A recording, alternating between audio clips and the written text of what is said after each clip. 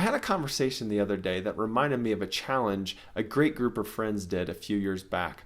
I want to share that story with you today to encourage you in your own journey of discipleship and to invite you to join my family and me as we renew this challenge.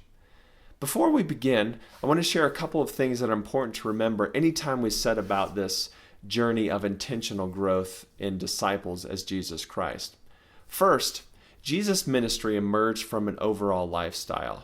He modeled and taught the disciples a number of habits and rhythms of life, sometimes known as spiritual disciplines or spiritual practices, that undergirded his phenomenal ministry.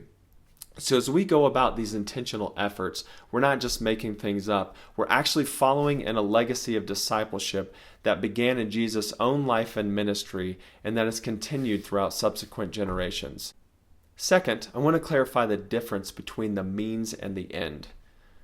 Like physical exercise or a good diet, spiritual disciplines or intentional growth practices, or a challenge in this case, are never an end unto themselves.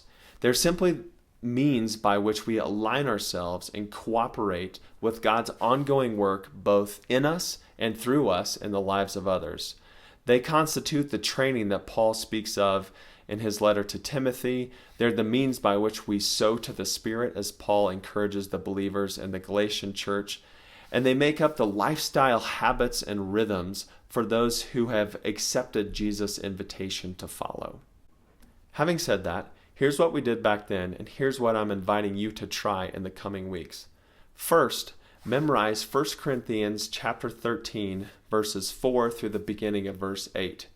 Remember, memorizing these verses is not an end unto itself, but it's a necessary means for us to have these verses at our disposal at any given moment.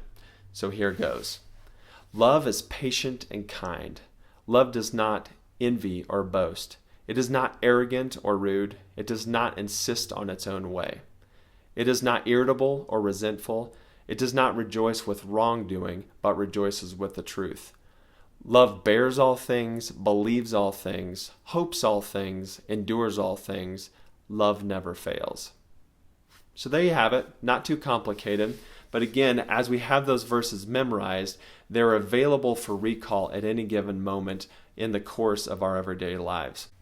Second, and far more importantly, we want to adjust the way we relate and respond to the people in our lives based on the content of those verses.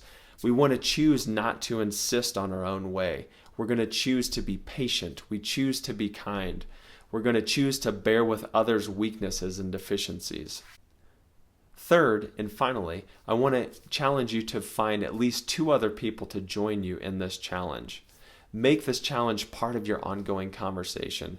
Recite these verses to one another once you have them memorized. And most importantly, share stories of how your life is being interrupted and transformed as you endeavor to apply these verses to your everyday relationships.